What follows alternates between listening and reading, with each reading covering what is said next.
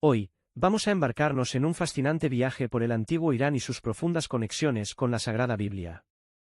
Imagina conmigo una tierra rica en historia y misterios, una región que, según las Escrituras, estaba muy cerca del Jardín del Edén.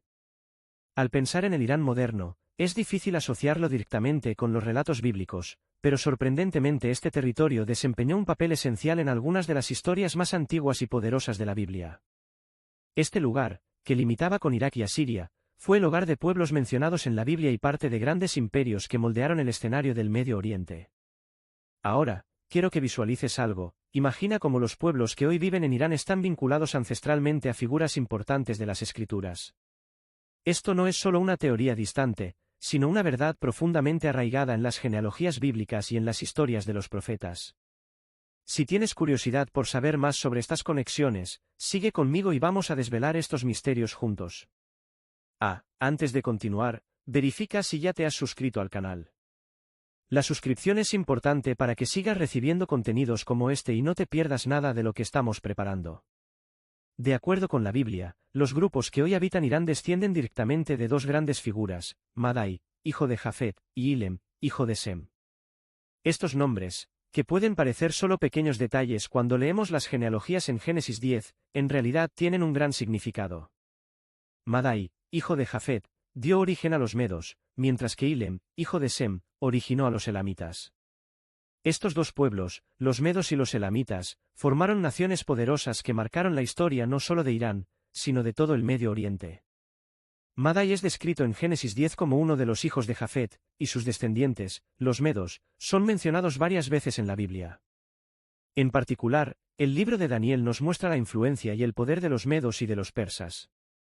Pero antes de entrar en las historias más conocidas, hablemos sobre los orígenes de este pueblo.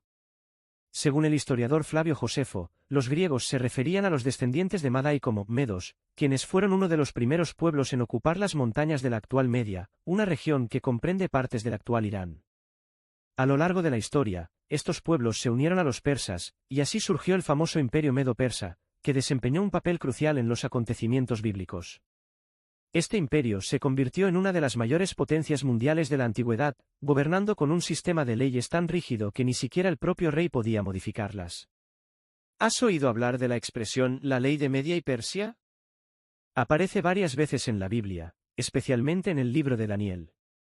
Déjame compartir una de las historias más impactantes de la Biblia que involucra esta ley.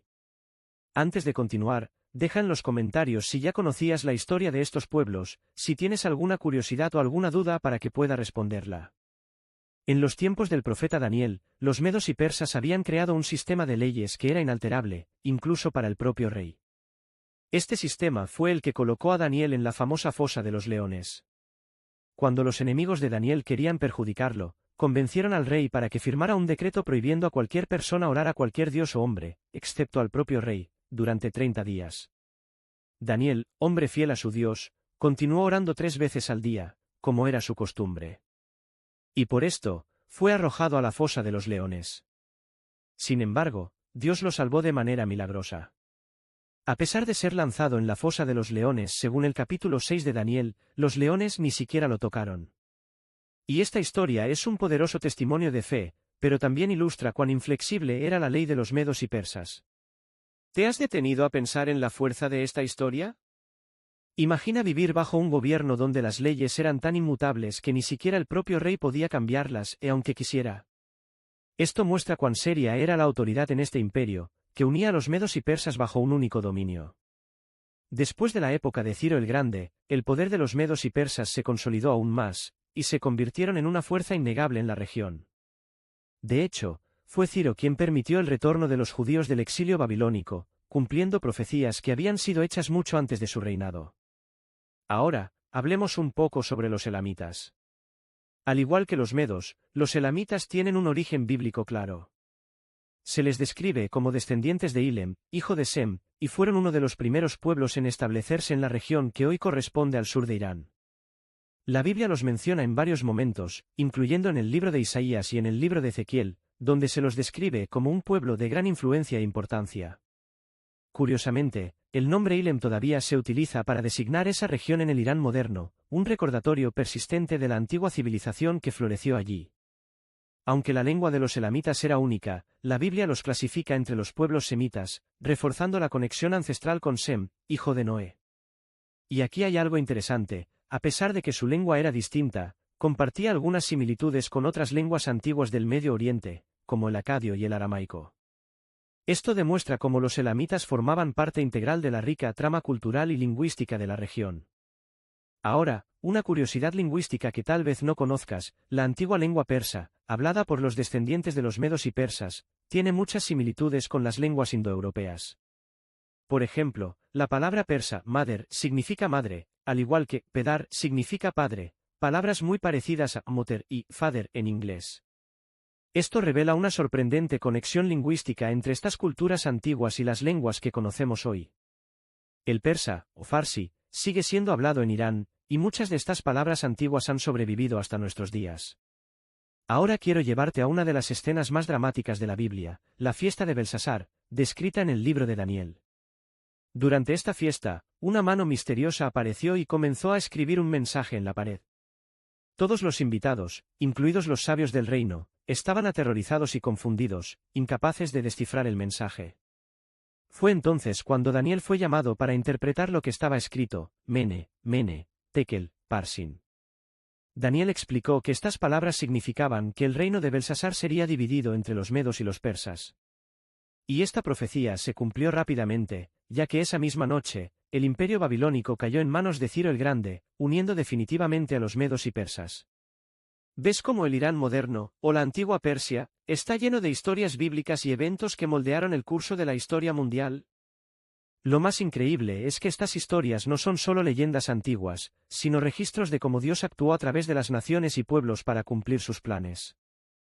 Ahora que hemos explorado profundamente la rica historia de Irán y sus conexiones con la Biblia, es imposible no reflexionar sobre el propósito mayor detrás de todo esto. La lección que podemos extraer de estas antiguas historias es clara: Dios tiene un plan soberano para las naciones y para cada uno de nosotros. Él usa imperios poderosos, como los medos y persas, y figuras como Daniel, para cumplir su voluntad. Incluso cuando todo parece estar fuera de control, como en el caso de Daniel arrojado a la fosa de los leones, Dios está al mando, protegiendo, guiando y cuidando de aquellos que confían en Él. La historia de Daniel, la caída de Babilonia y el ascenso de los medos y persas nos enseñan que Dios es fiel a sus promesas. Él no olvida a su pueblo y nunca falla en cumplir lo que ha prometido. Así como Ciro el Grande fue usado para liberar al pueblo de Dios del exilio babilónico, Dios puede usar cualquier circunstancia, por más difícil que sea, para traer liberación y restauración a nuestras vidas. La gran lección bíblica que nos queda hoy es que la fidelidad a Dios trae liberación. Daniel se mantuvo firme, incluso en medio de la oposición, y Dios lo honró grandemente. Esto nos desafía a ser fieles en nuestro caminar, independientemente de las dificultades.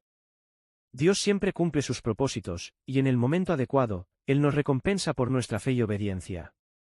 Entonces, al final de esta reflexión, recordemos siempre que, así como en el pasado, Dios sigue gobernando sobre todas las naciones y sobre cada detalle de nuestras vidas.